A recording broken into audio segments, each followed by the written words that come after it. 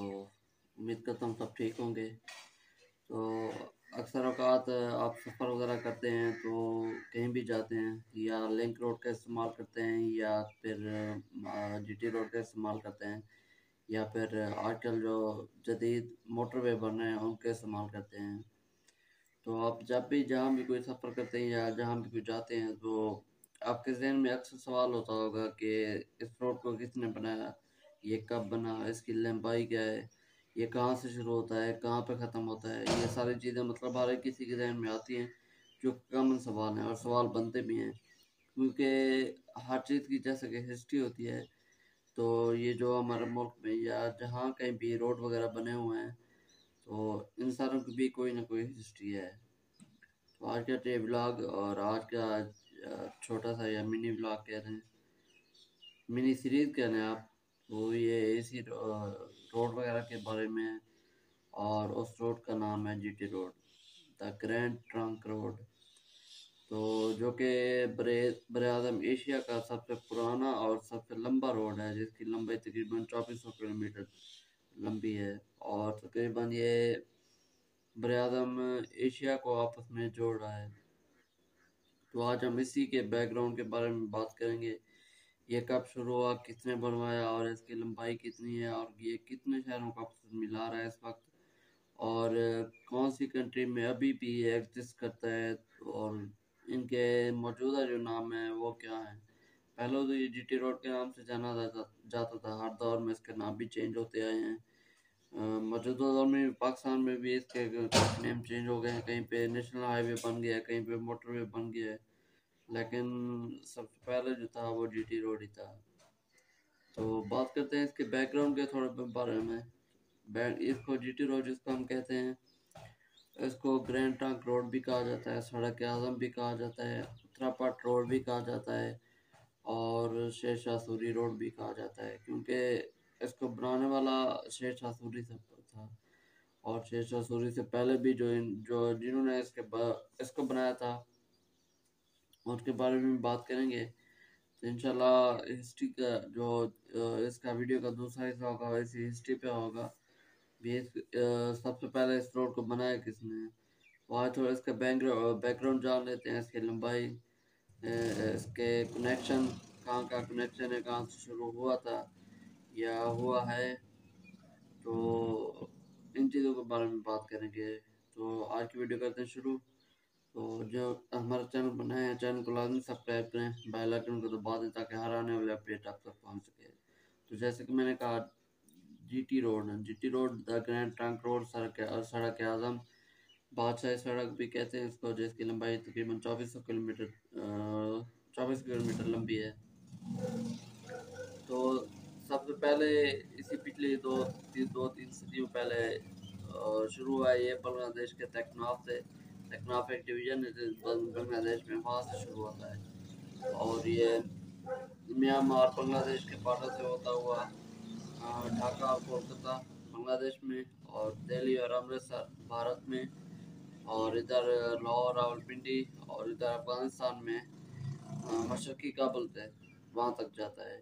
तो मतलब आप इसका कनेक्शन देख लें कि उधर से बांग्लादेश, भारत, पाकिस्तान और यहाँ अफगानिस्तान में काबुल में।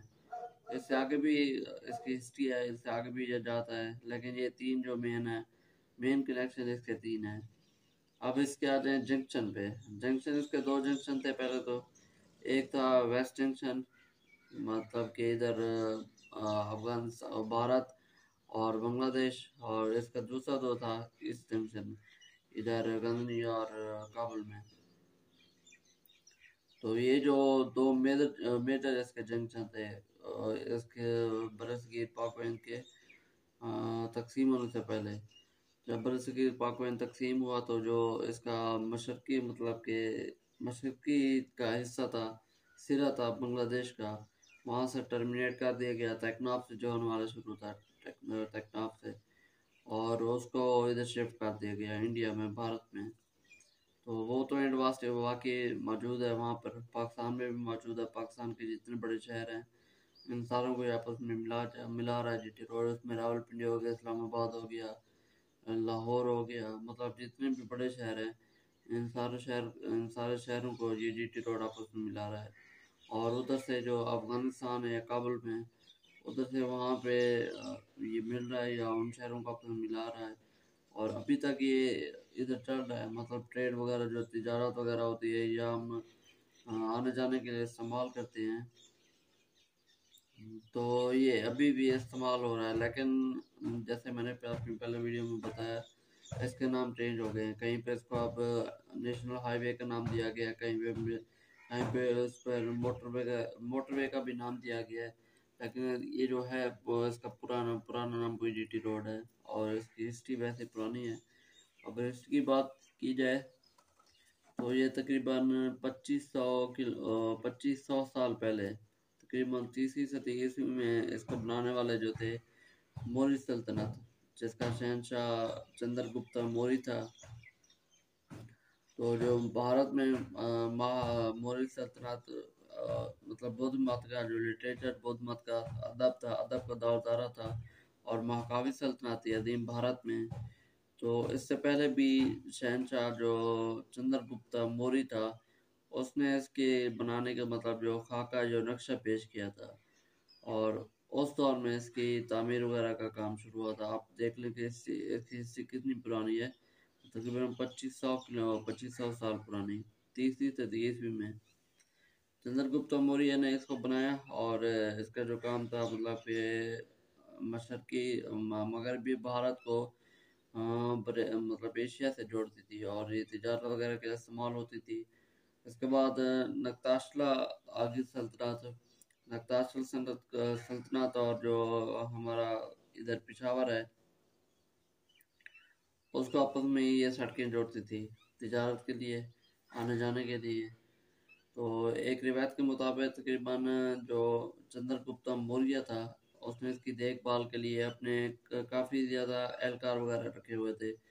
इसकी तामीर और तरक्की, मतलब जहाँ पे कि रोड टूट टूट फूट जाता है।